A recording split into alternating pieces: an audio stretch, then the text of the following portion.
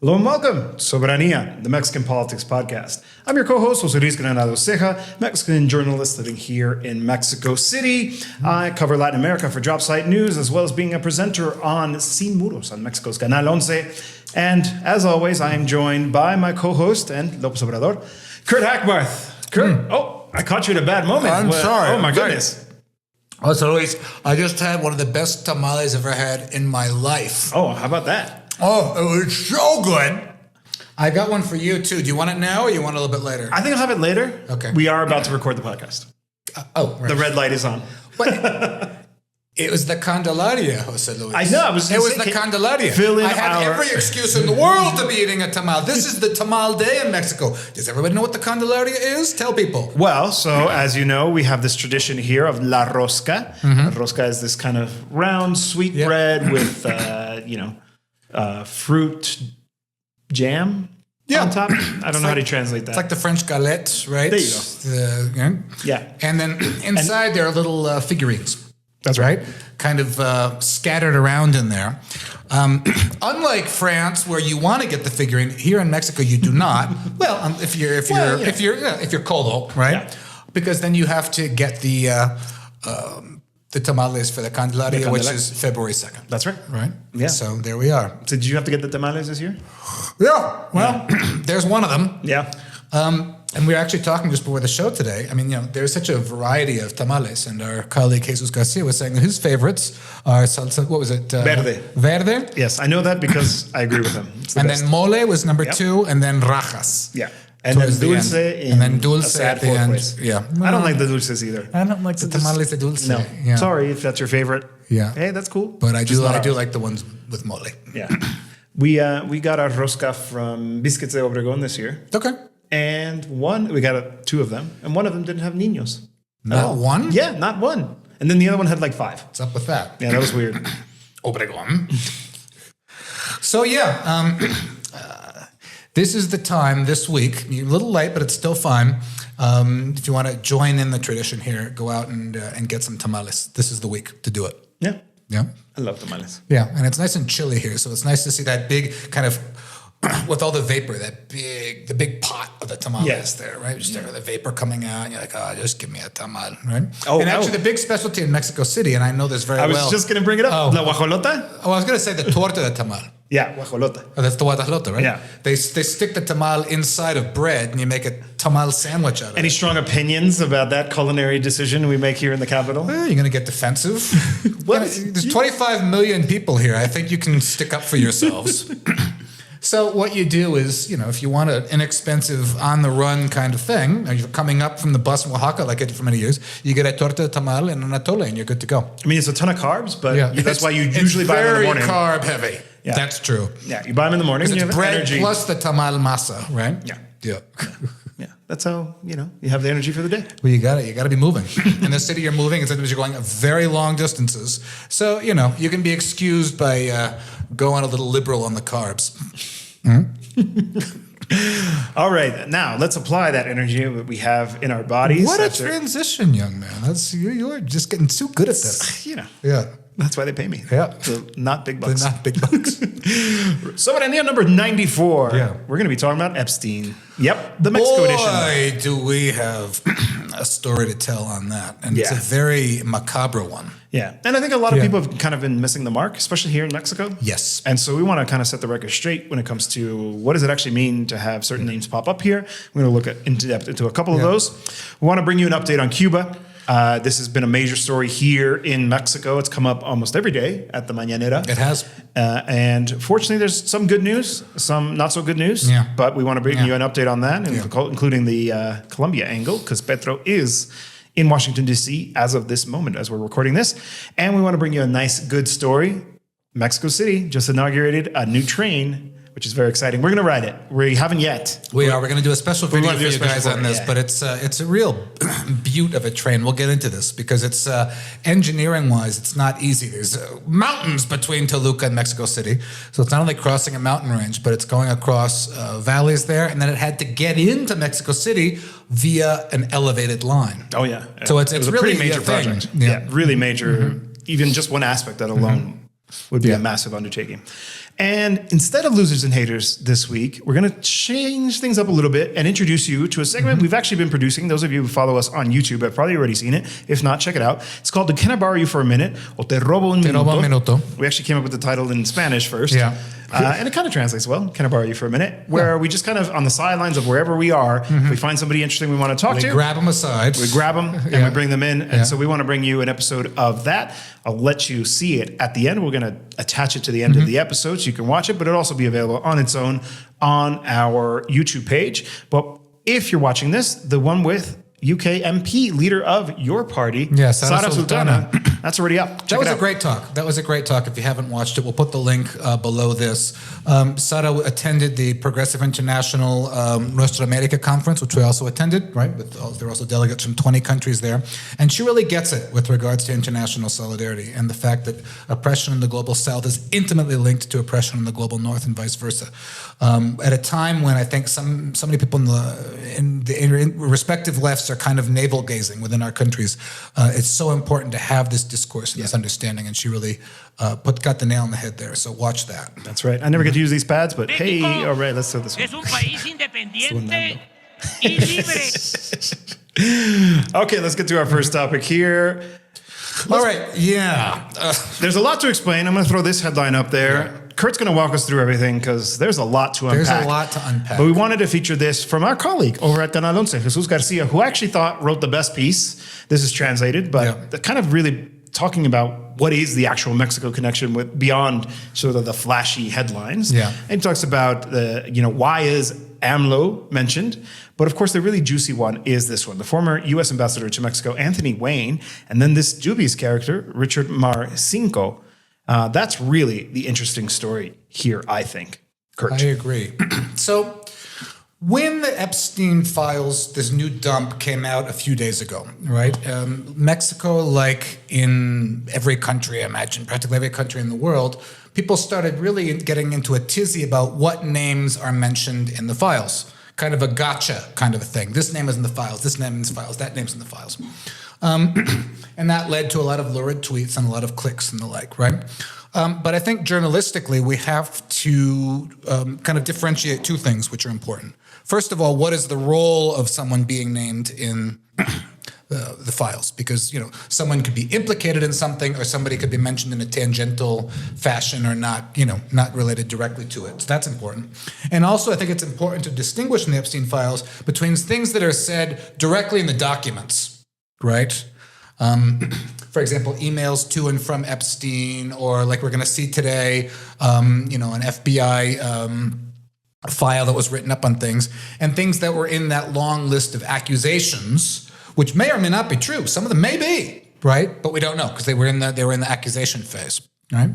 That said, those introductory caveats said, for journalistic ethics, what was mentioned here, excuse me, about Mexico really is worth going into in a degree of detail.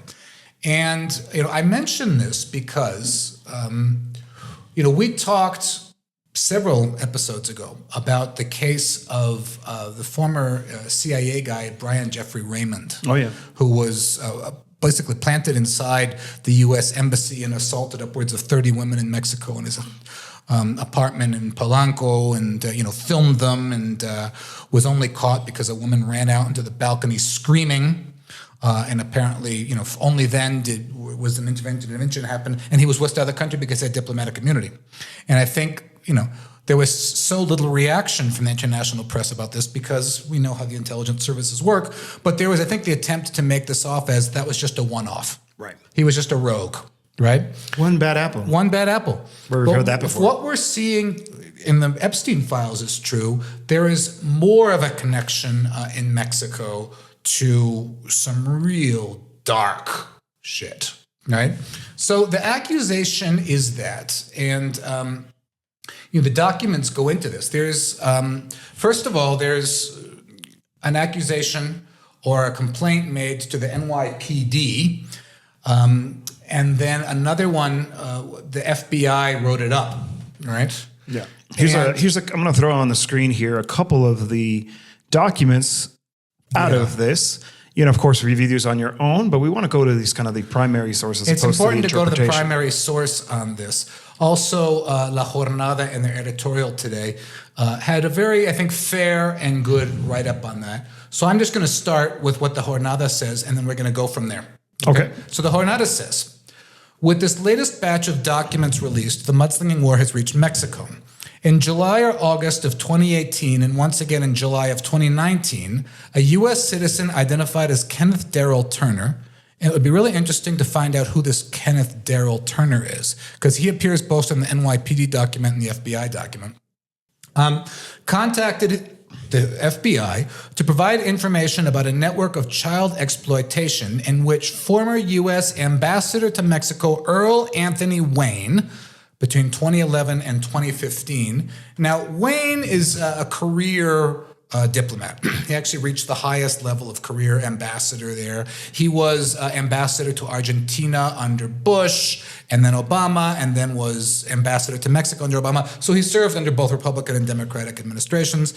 He then went on to the Wilson Institute until the Trump administration cut off funding there. He was co-chair of the board for the Mexico Institute at the Wilson Institute, and is now at American University, a lecturer and distinguished diplomat in residence at American University School of International Service. So that's who Wayne is. So what the Jornada goes on to say, in which Earl Anthony Wayne and Richard Marcinko, a deceased commander of an elite Navy unit. Marcinko is a very kind of a weird figure who kind of got involved in a corruption thing, and then he became a New York Times best-selling author, and then he became a conservative radio host, American Watch with Dick Marcinko, and kind of one of these classic cash in on my military experience and corrupt past kind of things. Died in 2021, right? But it appears to have been like a procurer for Epstein. Yeah. An international procurer. Do it in Mexico. Where's the law, right? It's if you're not in Epstein Island, what the hell? Do it in Mexico, this idea, right? So it's Wayne and Marcinko here. According to Turner's account, in 2014, the diplomat ended a party at a residence administered by the U.S. consulate in Ciudad Juarez, Chihuahua. This is important. It wasn't just any old party, allegedly, in any old private residence. It was a residence administered by the U.S. consulate in Ciudad Juarez, Chihuahua. Okay? So take that for what you will, all right? Where he allegedly impregnated an 11-year-old girl.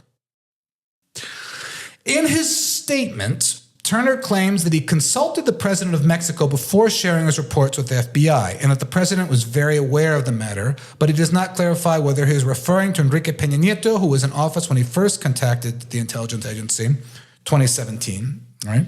Or to Andrés Manuel López Obrador, who was president in 2019. Neither of them is mentioned in the corresponding documents, and you see the Mexican right wing trying to make this very forced connection to AMLO with the Epstein documents, where he's not mentioned. The question is, right, what happened, and it appears to what happened was between 2014 and 2017 when Peña Nieto was president. Let me just finish this and we'll go on. Epstein's name appears because, it is said, Marcinko allegedly tried to extort him with videos showing him engaging in relations with minors. Although Turner claims that a U.S. ambassador to our country, Mexico, raped a girl of just 11, that the diplomat was linked to 10,000 tapes of child pornography, and that agents of the superpower murdered a Mexican judge. Agents of the United States allegedly murdered a Mexican judge and tried to eliminate the informant and his team to cover up the case. That's what I mean. It sounds like one of these lurid, really dark kind of, almost like something out of a bad pulp crime novel. Yeah. Exactly, right? And then they can make kind of a dark B movie out of it, right? So they allegedly murdered a Mexican judge and tried to eliminate the informant and his team to cover up the case, right? But all you see, this corporate media outlet, was that López Obrador knew about Epstein's activities. If AMLO knew about it at all, AMLO said he was aware of the case and was trying to get the information to the FBI so the FBI would do its job. That's what it appears, right? But as we saw with Brian Jeffrey Raymond, It's funny how these people get all this strange kind of protection, right? So that's thus the Jornada right there. I'd like to go a little bit more into the documents because this Ken Turner says, and it's just so bizarre. We have had 4 armed, I'm reading from Ken Turner's correspondence with the NYPD. We've had 4 armed attacks against us. My partner is shot and killed 2. What the hell are they doing down here? And wounded 5 American agents, along with 4 other white American agents following us in vans aside to the U.S. Embassy. Jorge was also targeting and lost him. This Jorge is supposedly the person who got control of those tapes. So the other part of this lurid story is supposedly that now Mexico has blackmail material on Trump from these tapes. Make of that what you will. And that the president is keenly aware of our case against Marcinko and other U.S. officials, and et cetera there. I mean, agents killed, FBI agents killed, a judge, right? Other people said the judge was paid off so that they could whisk Wayne out of the country, right? I mean, you can't make this stuff up, right? So that's what is in that part of it, right? The other part of it was in the FBI, which wrote it up, right? And it says here that this Turner has been insistent that this Marcinko, a former Navy SEAL, incidentally, is currently in custody in Mexico City. Some even say that Marcinko was swapped out with Wayne, or somebody was swapped out with Wayne. I mean, it's just, and the judge was paid off to do a kind of a swap so that they could. Anyway, whatever supposedly was, Wayne was gotten the hell out of here so that he could then go to the Wilson Institute and go to American University or whatever. Right? Have we heard anything from him? Yeah, no, just he canceled his X account. Interesting, right? So supposedly this Jorge is in possession of a trove of video footage of Epstein and other U.S. citizens engaged in sexual acts with minors here in Mexico, right? And then what it says is, the said minors were reported as possible USCs.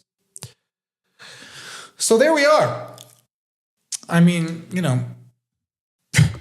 we're reading right directly out of the files. There have been all kinds of tweets about this and the like, right?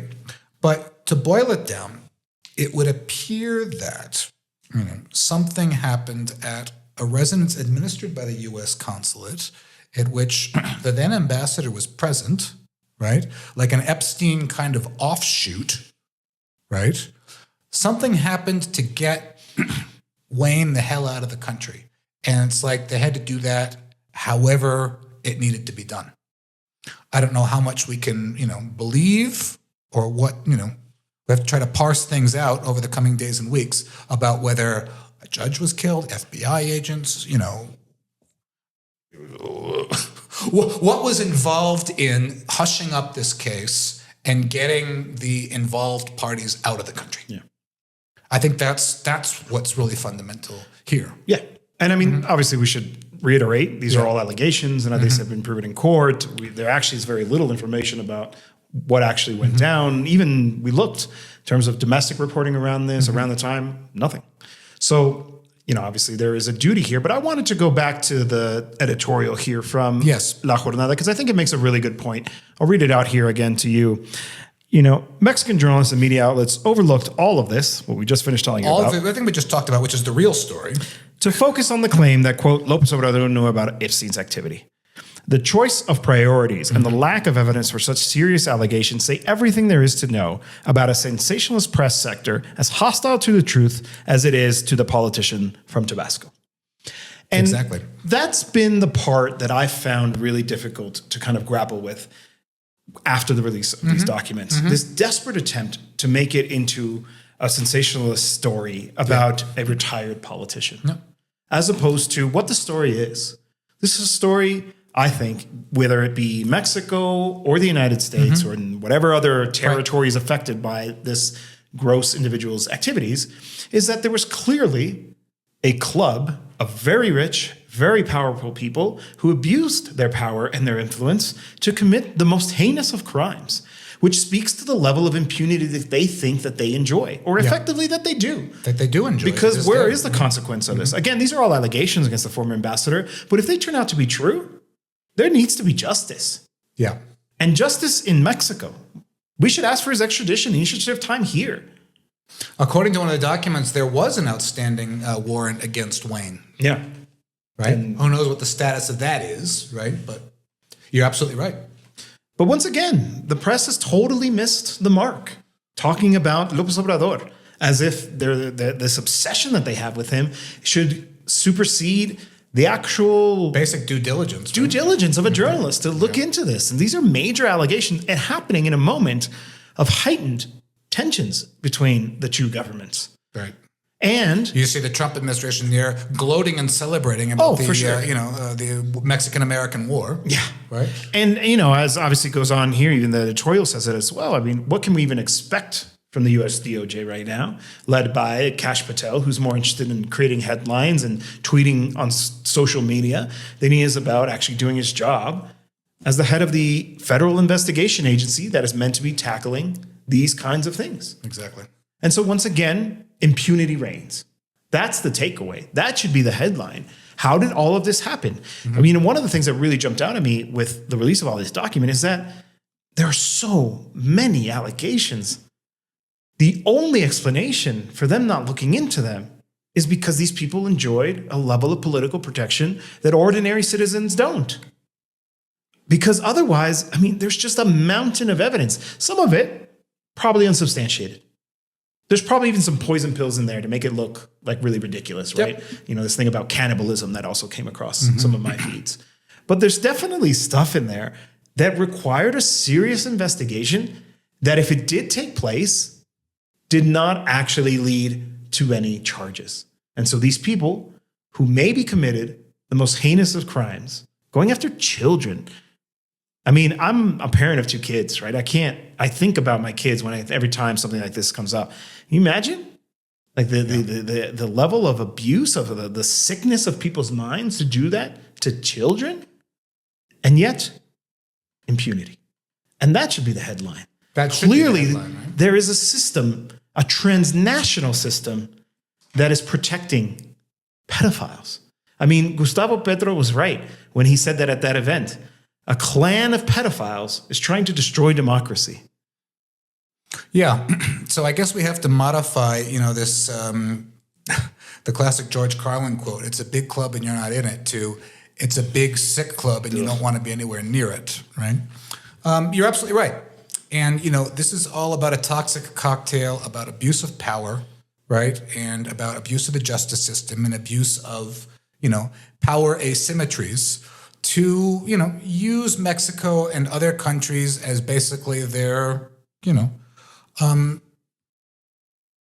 what happens in Mexico stays in Mexico kind of, sick kind of offshore kind of thing. Right? I think, we can just get out of everything, even if it requires doing this kind of weird shoot 'em up thing, if that is what actually happened, right? And this is what really rankles Mexicans as well, because the same thing with Brian Jeffrey Raymond, right? He sexually assaulted upwards of 30 women. He's whisked out of the country. He's whisked out of the country because of diplomatic immunity, right?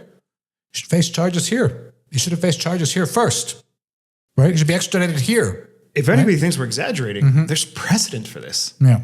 Of people with power and diplomatic immunity taking advantage of that to commit heinous crimes and getting away with them. Right. And of course, shipped out of the country. And the micro meets the macro on this, right? I quoted Marian Barghouti Sin Muros today, and I just want to repeat the quote here because it's so important to make these connections between this kind of, RAPE culture, to not get the video taken down, right? And the kind of, aggressive, violatory U.S. foreign policy, right? Mm-hmm. And she says, with all the documents from the Epstein archives, it has become much clearer why current policymakers have a tendency to impose their will by force upon other nations. It's a culture of RAPE. We are literally witnessing a world run by pedophiles and rapists, and that is reflected in global politics. They simply keep imposing themselves on people and finding ways to distort, justify, and get away with it through sheer force and warmongering. So all we've talked about with regards to foreign policy comes into here first. And of course we know that in any kind of genocidal policy and any kind of aggressive interventionist foreign policy, RAPE has always been a fundamental part of it. Disturbing. Yeah. All right. That was intense. Speaking of foreign policy, let's talk about a little bit of foreign policy. We want to provide you with an update on the situation with Cuba. Mentioned the fact that we talked about this pressure last week, ultimately leading to the suspension of one shipment of oil from Mexico State Oil Company to Cuba. Let's talk more about that. But it definitely sounds like there was actually a decision made in Washington to put pressure on Mexico to do that. It was clearly targeted right at Mexico. Yeah. Which had stepped up its oil shipments after, Venezuela had to stop its own. Exactly. So I'll bring, again, this headline up here from New York Times. Trump moves to cut off all oil to Cuba as U.S. take aims at his government. President Trump's threat to impose tariffs on any country that delivers oil to Cuba appeared to be directly, largely at Mexico, the only nation that has sent any meaningful food shipments to the island. It's an oil blockade. It's an oil blockade. It's starve them out. It's make the situation that's already dire, it's already difficult, that's already presenting a serious humanitarian challenge, even worse. Right. To basically punish the population of Cuba, to force their government to make concessions in some kind of deal. That's not even clear exactly what the terms of any deal could actually be. It's not clear to me. They've asked Trump a million times. The Cuban diplomats have mentioned that they are open to talks, to negotiations, to reaching some kind of deal. But apparently there really isn't any proposals on the table as of yet. Yeah, it's not like Cuba is an oil-producing country, right? And we know that Rubio wants Cuba's scalp just because. Yeah. Not because of anything they could offer to the U.S. unless it's turned Cuba into a mafia-ridden sex, tourism, drug trafficking, casino, lurid tale like it was back under Batista. Right, watch The Godfather 2, right? If you want to see that kind of scene again, right? Is that what they want? Would they do all that just to get another resort, just so they can turn it into like a twin resort with Gaza, the Gaza resort and the Cuba resort? There are plenty of places they could do their resorts, right? They just want that scalp because Cuba has, defied the U.S. for over 60 years. Of course. Yeah. That's what it's really about. It's about sending a message to a country that has dared to defy U.S. imperialism successfully. Yeah. For decades. But it's not clear to me what actually can happen next, because they clearly made a decision at some point that they did not trust Maria Corina Machado to lead a takeover of Venezuela. Yeah, humiliating her. Yeah, in the process. Thank you very much for that one. I do. The one good thing to come out of it. And so if that was the case in Venezuela, in Cuba, how can they possibly imagine regime change there? There is no opposition to speak of. Yeah. There really is no force waiting in the wings to take power. Not to mention, it's a country that is very deeply politicized, that has a population that will not tolerate this. There is no element that's running to embrace U.S. imperialism on this island. They're not trying to have, Jack in the Box open up on their island, right? Like there's just... Yeah. It defies any kind of logic. So what does a deal even look like? Like the Krusty Burger on the oil rig in the Simpsons episode. But in the meantime, they want to punish the people of Cuba. That's what this is about. Absolutely do. It's about augmenting the suffering, to really kind of paint the Cuban government into a corner, to make a deal with terms that they perhaps wouldn't otherwise. Make them scream, like Kissinger said about Chile back in the day. Right? And as of last week, they have maybe 15 to 20 days worth of oil left. So this is a very serious problem that is going to really come and cobrar. How do you say that in English? To really... Depends on the context. Kind of come due. Come due. Yeah. Very soon. Yeah. Very, very soon. And in the meantime, I think it's important to mention the Mexican government's response. So I want to bring up this from here. Yeah. I'll read it out to you. It says here, Mexico... Oh, Joe, reading it. Okay. Mexico unequivocally reaffirms the principle of sovereignty and the free determination of peoples, which is a fundamental pillar of our foreign policy and international law. Second, the imposition of tariffs on countries that supply oil to Cuba could trigger a large-scale humanitarian crisis, directly affecting hospitals, food supply, and other basic services for the Cuban people. This is a situation that must be avoided through respect for international law and dialogue between the parties. Third, speaking of President Sheinbaum, have instructed the Secretary of Foreign Affairs to immediately establish communications with the U.S. Department of State in order to clearly understand the scope of the decree that was published yesterday and to convey that a humanitarian crisis for the Cuban people must be prevented. And fourth, Mexico will explore different alternatives while, of course, also defending Mexico's own interests to provide humanitarian support to the Cuban people who are going through a difficult moment in line with our historical tradition of international solidarity and respect. So the decree in question is naming Cuba an extraordinary and unusual threat to U.S. national security, like Venezuela at its moment, and says that the United States will impose additional tariffs coming from any country, on imports coming from any country that directly or indirectly provides oil to Cuba of 100%. Right? That's the executive order in question. Mexico's response has been, all right, we're going to figure out what the executive order is about. And meanwhile, we're going to send other supplies to Cuba, right? Food and other necessary materials and such with the Navy, as we were talking about beforehand, while we're working the oil thing out.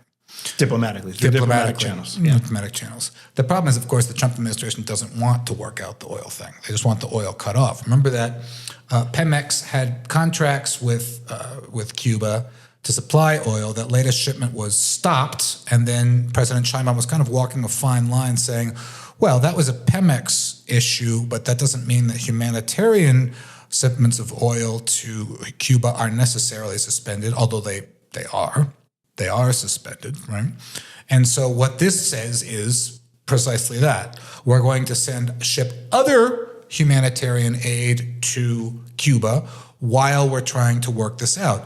The thing is that Trump is playing, obviously, his typical lying game. Sheinbaum had a call, like a 40-minute call with Trump a few days ago, and she contends that the Cuba issue didn't come up in that call. Trump says that she agreed not to send oil to Cuba, right? Which is like a big supposed victory for Trump. I mean, which is why he supposedly was so, complimentary to her after the call. She's a great president and back on that whole train again, right? And then you have people who are supposedly analysts, people who are supposedly serious analysts, take that into some very big air quotes, like Denise Dresser saying, oh, look, President Sheinbaum says one thing, and then look, as if Trump is to be be believed in anything he says ever. Who are you going to believe? About anything. Who believes what Trump says? Denise Dresser? What the hell? What a so ridiculous. stupid it's just position so to shallow. Take. Just anything to try to make Sheinbaum look back. It's the whole thing like AMLO was in the Epstein files. They just grasp at these pathetic little straws, right? So it's like, oh, Sheinbaum. Well, look. And it's like, who are you going to believe, right? The guy who lies, who's known for being a notorious liar? Yeah. And uses lies strategically to try to back people into a corner. Obviously. Right? So there is that issue there, right? Sheinbaum contends the issue didn't come up, and it's being handled through, State Department and, the Chancellor and Rubio and the like. And Trump, tries to pin her into a corner by putting words into her mouth, which is what he always does. He puts words into everybody's mouth. That's what he does.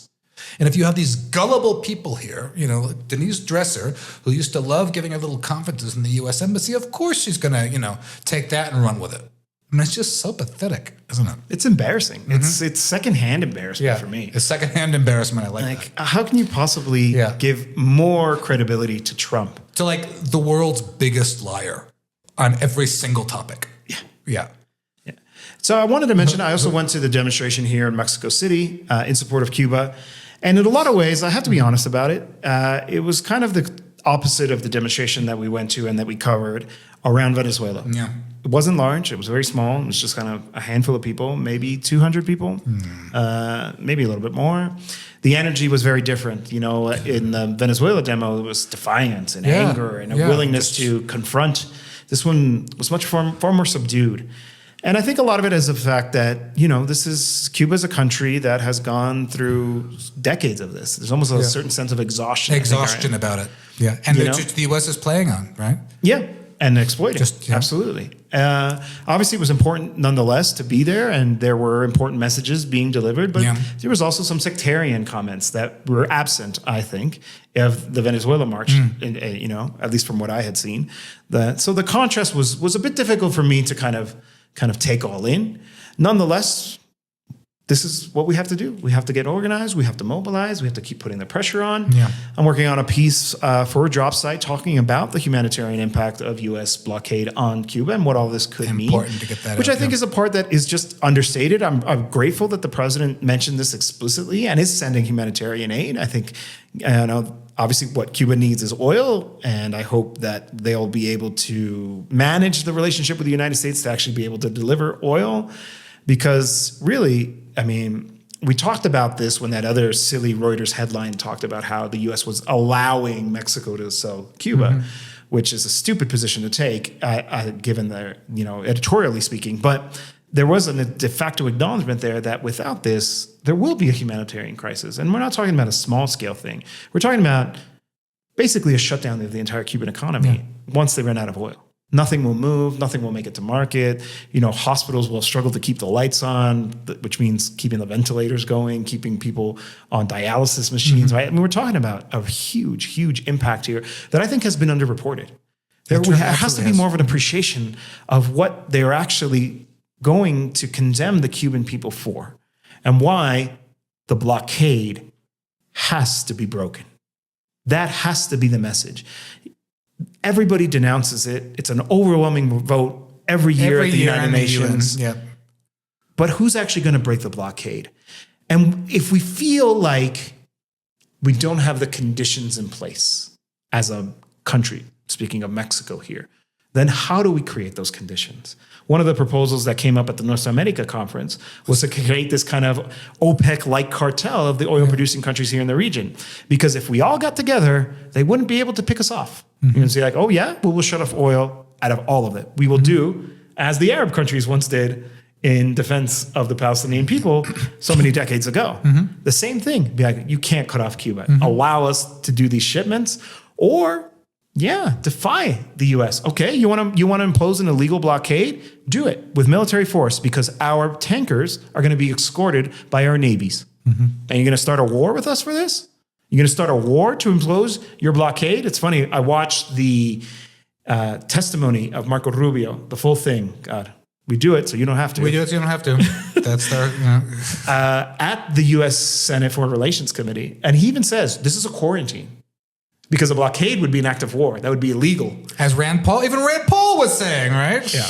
Right. In fact, he actually had a really good intervention. He had a good intervention, didn't he? When he was like, well, Donald Trump said Biden wasn't a legitimate president. People say this all the time. You can say that all you want. But would it be legal for you to do what you did to Nicolás Maduro if somebody did that to Donald Trump? Let's say nobody died. Is that legal? Of course, he couldn't answer the question because he knows the answer is it's not legal. Yeah, it's the same thing Zarah Sultana asked in Parliament, right? Yeah, that's right. In the UK, it's the exact same question, They right? struggled to answer. Somebody could find some corruption charge on Keir Starmer, bring it up in their domestic law, invade Great Britain and kidnap Starmer. How about that? Yep. No.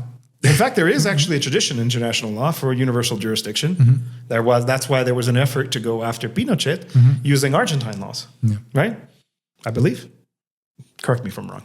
But anyway, the point is that, on the one hand, like I said, it was good that we mobilized. It was good that people were there. There's a lot of work happening behind the scenes, apparently, but we have to break the blockade. That has to be the takeaway message. Yeah, and the question is how far is the cool head strategy going to work in this case? Because this is a different nut to crack than the tariffs. The tariffs, what you want is just kicking the can down the road until the actual effect of the tariffs get kicked in. Start getting baked in the show, right? This is a different case. They want to strangle Cuba right, in front of the eyes of Mexico and in front of the eyes of the world. And they want, Mexican complicity in, stopping those oil shipments. Yeah. And I made this case because Claudia made a comment that I took issue with, where she said, without affecting Mexico. We will be in solidarity with Cuba without affecting Mexico. And here's the thing. I understand she's the president of Mexico. She's not the president of Cuba. She needs to put this country and its people first. I get that.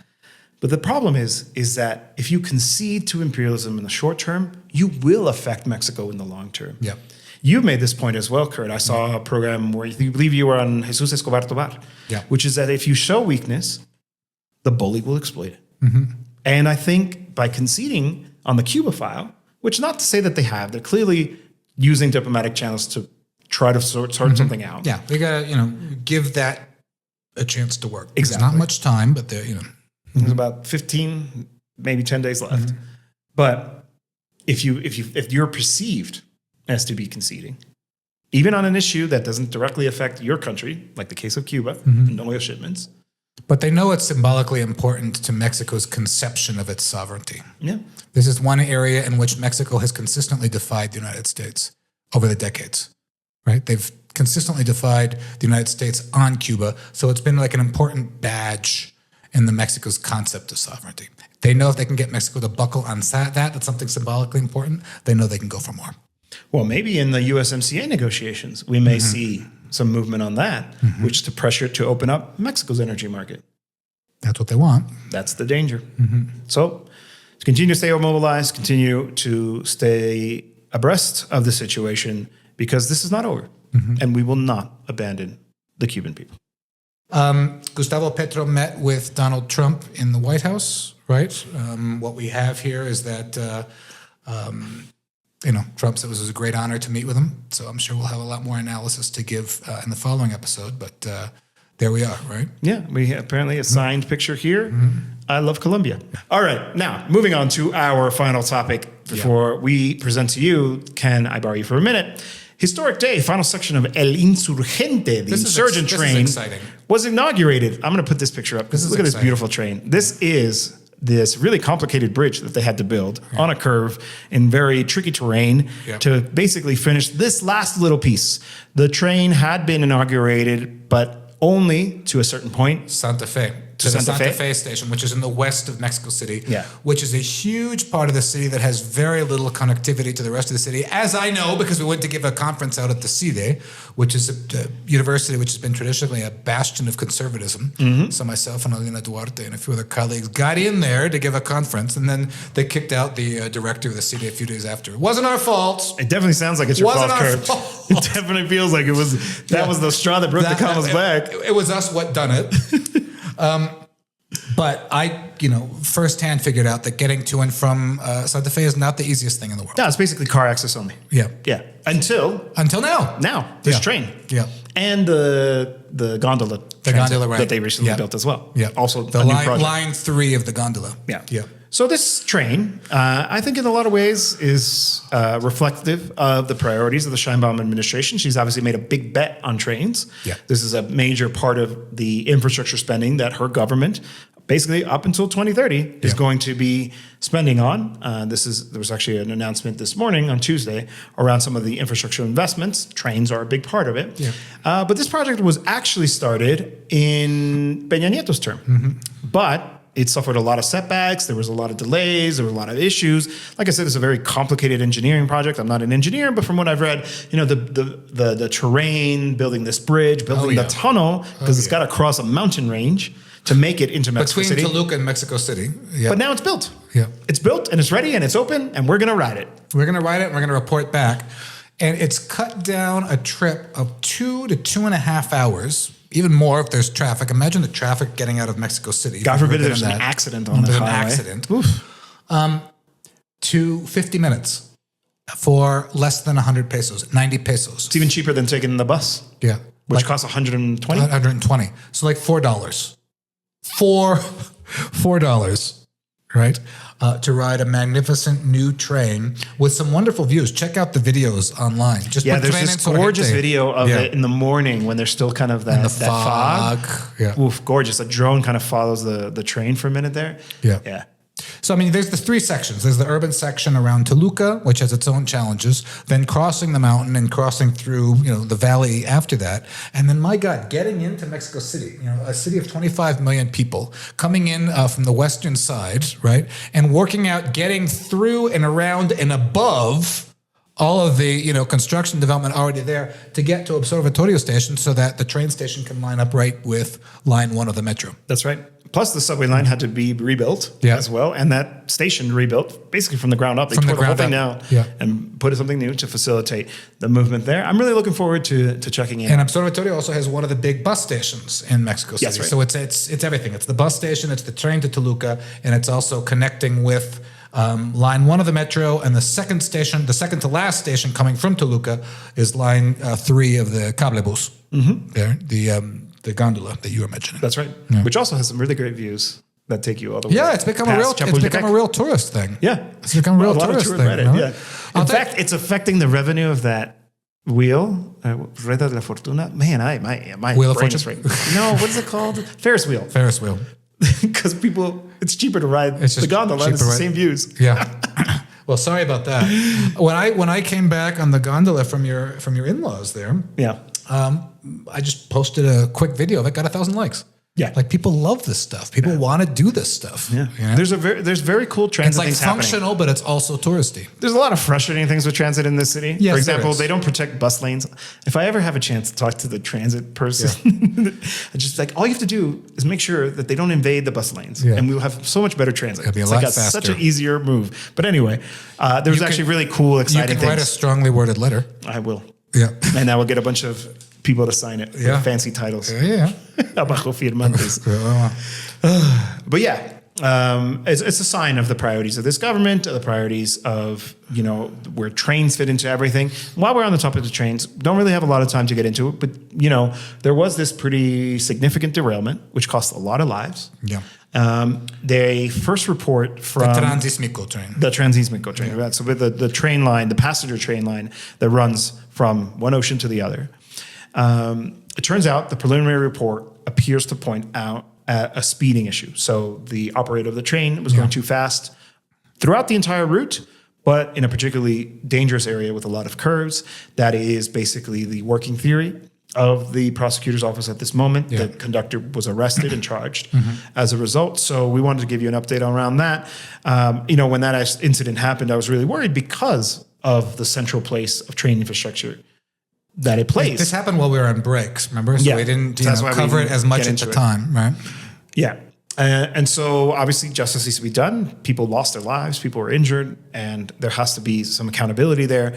I'm encouraged by the fact that the investigation is proceeding and that, honestly, a sense of relief that it wasn't because of an issue around construction or some kind of corruption that led to kind of a faulty rail or something like that. Right. It appears to point to human error, which is still tragic, still disappointing, that if this does turn out to be the case, that it was because of that, this operator would have been so reckless with the lives of the people on that train. And it broke my heart to see the people, that is López Obrador's base, right? Claudia Sheinbaum's base. Who ride that train, and it was probably really significant for them, to feel like they're a part of the rebuilding of the infrastructure of this country for something so tragic, awful to happen like that. Justice needs to be done. Justice does need to be done, right?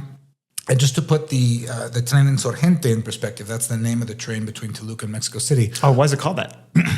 Why is it called Insurgente? Do tell us. Well, because that's actually the route that Miguel Hidalgo took at one point in the independence struggle. Yeah. Right around that same path that it takes.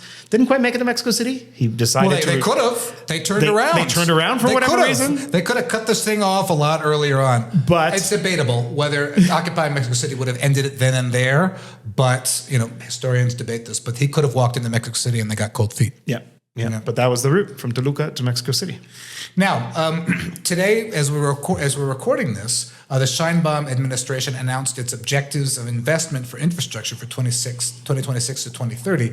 The objective is to create historic public investment, public and mixed, but of 5.6 trillion pesos over the course of this administration in 8 strategic sectors. Energy takes up over half of it, which is good.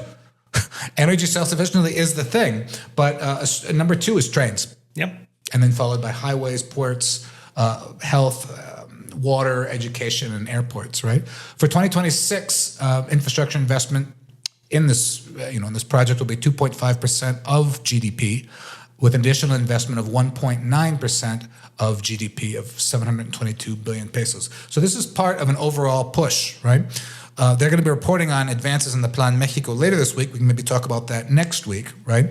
But this, this is really important, right? This idea of the objectives of investment for infrastructure, right? Which includes energy, but also includes trains. It is all part of an idea to make Mexico self-sufficient and also meet its sustainability goals, right? And you just get this sense that they're just trying to hold off the U.S. beast so that Mexico can just get to a point where it's more self-sufficient, right? And this is the history of Latin America, people. These desperate attempts to create a functioning infrastructure system and welfare state before the U.S. comes and ruins it again, right? And knocks it all over and you have to start again, either through a coup or through interventionism or through meddling or through forced privatization to what you want. Knock the whole thing over and you have to start all over again. So it's just try to hold off the beast. One understands that, but then we have all the caveats we just mentioned with regards to Cuba. But this is what's going on here in Mexico right now. All right, before we go, I want to throw this up here. This is what we've been talking about. Can I borrow you for a minute? Blowback. If you're fans of this show, you'll probably be fans of that show. We met them down in Bogota, and we did this quick aside with them. It's about 80 minutes long. We're going to put it right at the end of this as soon as we wrap up with you here on why U.S. gunboat diplomacy is actually a sign of weakness. Those guys really know their stuff when it comes to the history of U.S. intervention in Latin America. Check out their podcast. But stay tuned to this show here. We're going to air it right after we wrap up with you. Thanks so much for joining us. We'll see you next time. Take care.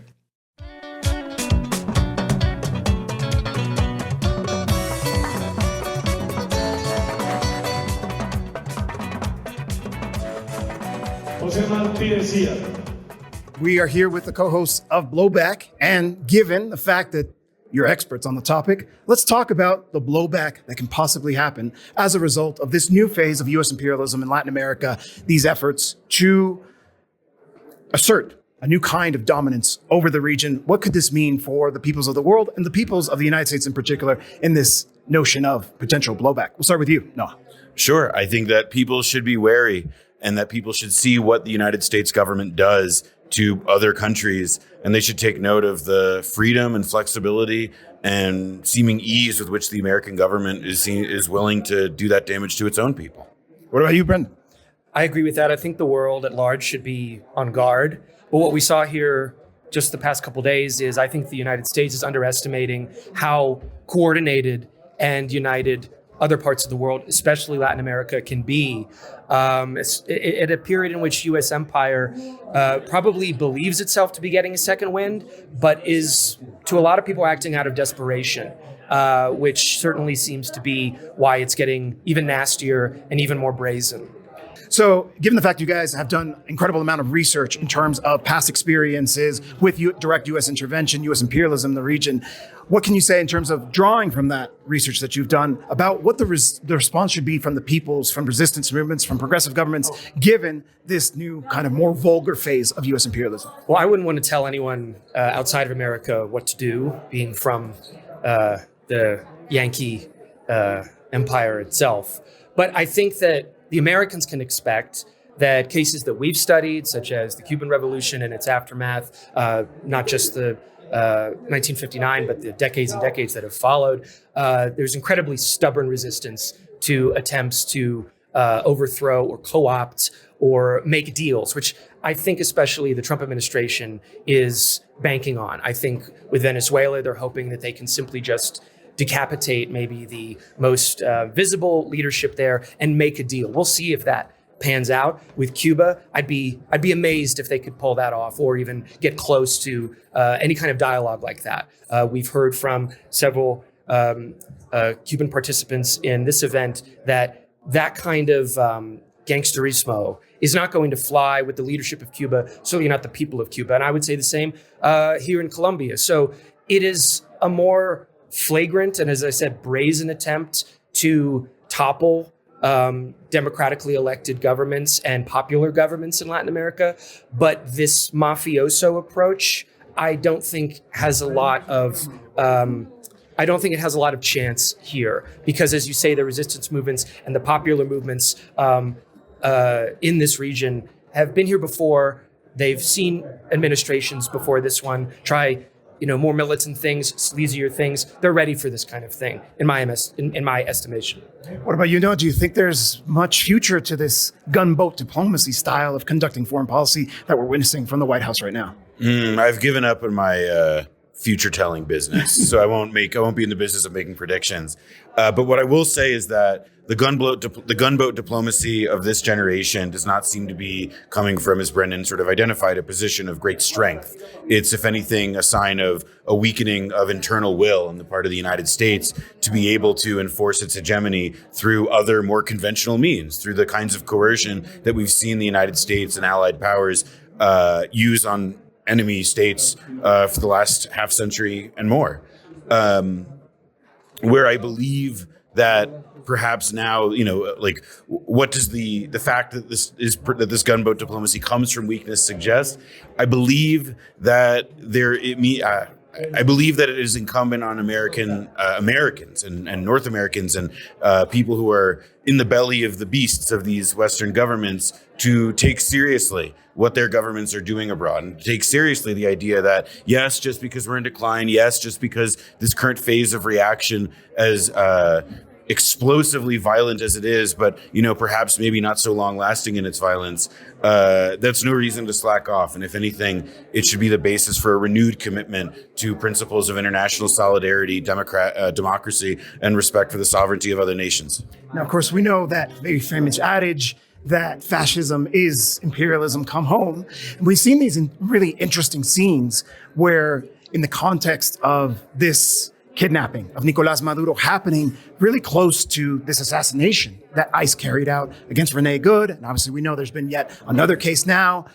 What do you see in terms of bringing things back closer to home about that potential for a unity of struggles, of understanding that the struggles abroad are indeed connected? We've already seen inklings of it, but what do you make of that in terms of the conditions on the ground inside of the United States for more of these kinds of, consciousness building around these shared struggles? I would say the challenge that I would issue to Americans on that front is to think about the extent to which so much of what you see in terms of imagery and media on the internet about atrocities and tragedies in other countries, and to consider that the death of these two, objectively heroic, martyrs, they've become for the cause of resisting the psycho-American authoritarianism, nativism, fascism, whatever you want to call it, or whichever way you want to address it.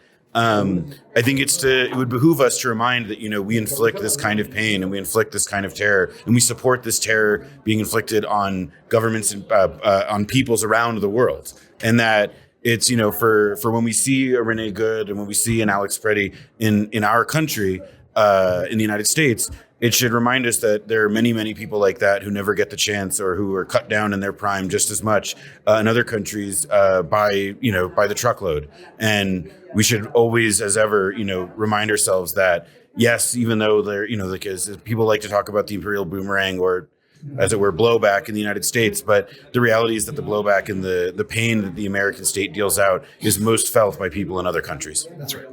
Your thoughts? I would echo everything Noah said. And if there's any possibility that Americans' eyes can be opened to the fact that, I'm not the first person to point this out, but what we're thinking of, and what the Canadian leader said the other day, Carney, said is the death of the liberal order, or whatever kind of comforting idea of international law and respect for sovereignty, that's dying right now. With regard to Europe, I don't even know if you could date it this recently, but that began with Gaza. And that began under the Biden administration. So I don't want to confuse things too much. We are where we are now with Trump. But if Americans can get down with the idea that this is going on all over the world with their tacit support, with my tacit support, my tax dollars, their tax dollars, and see, not to put it too grimly, but how horrifying it feels to be at the other end of that kind of violence and that kind of brute force, then some good may be able to come from what is now transpiring inside of America, because it's been transpiring all across the world with, again, our supposed democratic approval, given that we elect these people.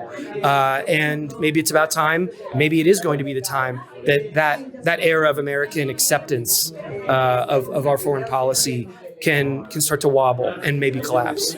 Excellent. And a plug for your show. Please tell our viewers and listeners where they can find out. Blowback Podcast, Season 6, airing right now. The story of Angola and the Cuban intervention, available wherever you get your podcasts. Tune in, new episodes every Monday. Excellent. Thanks so much, you guys. Thank you, guys.